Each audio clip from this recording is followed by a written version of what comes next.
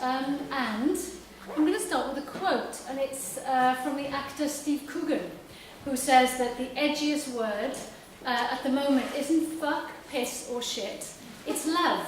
That's what makes people's buttocks clench. And that's the risking ridicule bit, because I'm finding that love is a really tricky and problematic thing to start to talk about in organisations, and that's why I wanted to talk about it today. Because I work in big corporates for the main, and yet for 20 years in parallel, I've always done a lot of deep dive personal growth work, which is radical and transformational. And whether that's been Findhorn, the Hoffman process, celebration of being, shadow work, what I see time and time and time again is whatever struggles, suffering, pain, difficulties people have, the answer to it all is love, again and again and again. So that's really clear. But in organisations, it's not so clear, because as a coach and as a facilitator and as a leadership developer, what I see is organisations are pretty shitty places. Not all of them, but the big ones very often are. The pressure is relentless. The drive for efficiency over humanity is unacceptable. And what I see is a lot of struggle, a lot of pain, a lot of fear. So I wanted to know what happens. Could I bridge the really transformational power of love that I was seeing personally? Could I bring that into organisations? I did a piece of research back in the summer.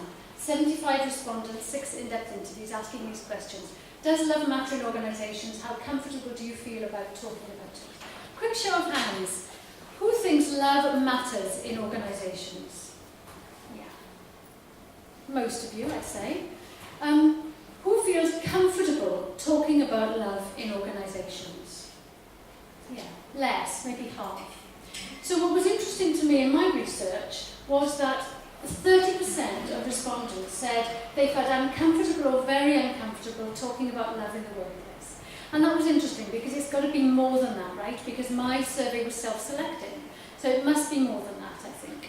And what people told me was really quite interesting. They said love was weak, and weakness didn't belong in the workplace. Love was seen as flaky and unprofessional. It was too personal and intimate, and it just didn't belong there. And also somebody said, it's the fear of what love demands of me. Interesting. And I'm not here to talk about the research, although I have some copies available, and you can always contact me for a copy of that. But what it did do, it chimed with my experience of talking about love many years ago. About 5 years ago, I was working with a group of people and woke up with a book in my mind. In fact, it was so embodied, this sense of, I need to write a book about love. I took it to the group I was working with, and in effect, they described it differently. They shamed me for it. They poured cold water on it. They said it wasn't really a great idea. I didn't really want to be doing that. I didn't really mean to talk about love, did I? I must mean compassion or staff engagement. And I was really clear, no, I meant love. And that's when the weirdness started. But what happened then 5 years ago is that I felt so small, I put that work away. I stuck it in a drawer, and I really didn't look at it until a year ago. And that's when I started to do the work. Because what I realised was that talking about love, sticking my head above the parapet, left me feeling vulnerable and unsafe and very wobbly and exposed. And if I feel like that, then no wonder people in organisations would also feel not comfortable talking about love in the workplace. And it isn't, I don't think, out of order to use words like shame. When I start talking about love, people squirm. People's toes curl, people's noses wrinkle. And what it does to me is quite interesting. It has an effect of silencing me. What I notice is that when people disagree with me on a LinkedIn below-the-line comment, I shut up. I don't want to engage because I don't want to expose myself. I don't want my thinking or my feelings to be flawed or judged in some way. So I make myself small. When somebody, knowing that I'm interested in love, sends me the link to a book that's just been published, I think, well, what's the point? Somebody else has just written the book. Why would I bother? So it's really interesting to me how a really high-functioning, competent woman in the world how I can feel so small and shamed and vulnerable and exposed. So it's not at all surprising that others would feel the same.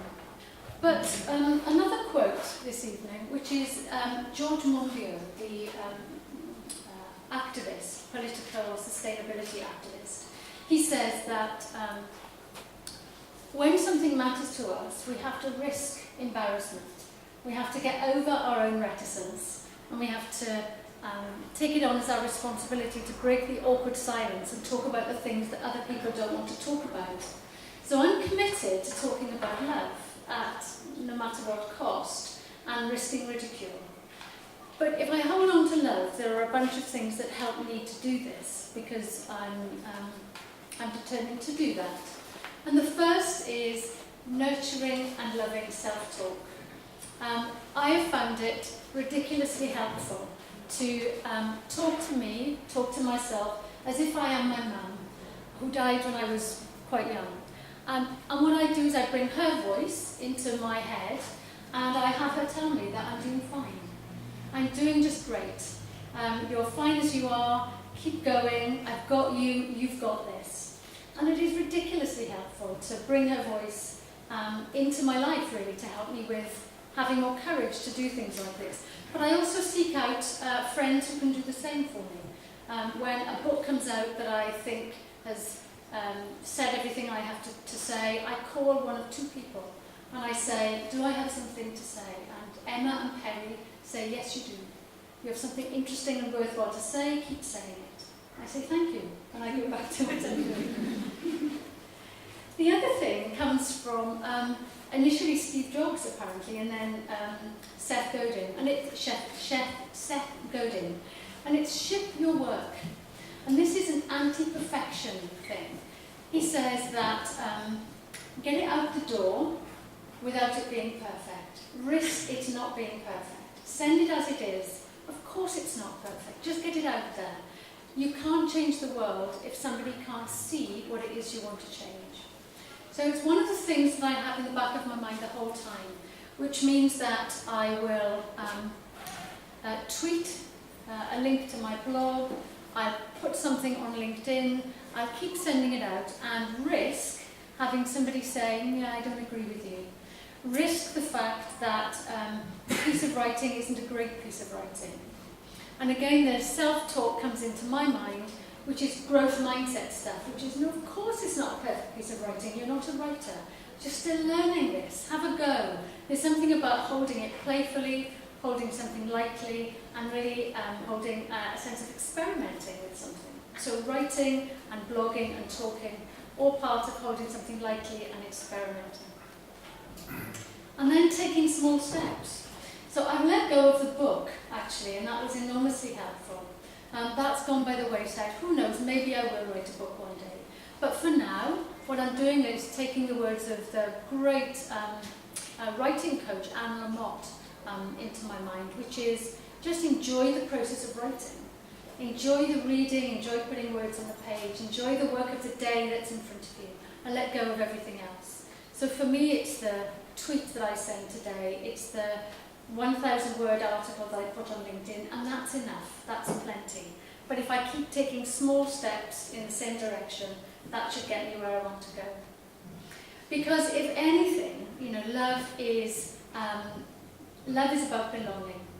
And if I can find a way to find my love tribe and hold hands with more and more people in that love tribe, then we all will get to that sense of greater belonging, which is love. So that's me, and you can find more about what I'm writing about, tweeting about on my website and on LinkedIn and Twitter. Come and find me. I'd love to have you join the love tribe. You'd be very, very welcome.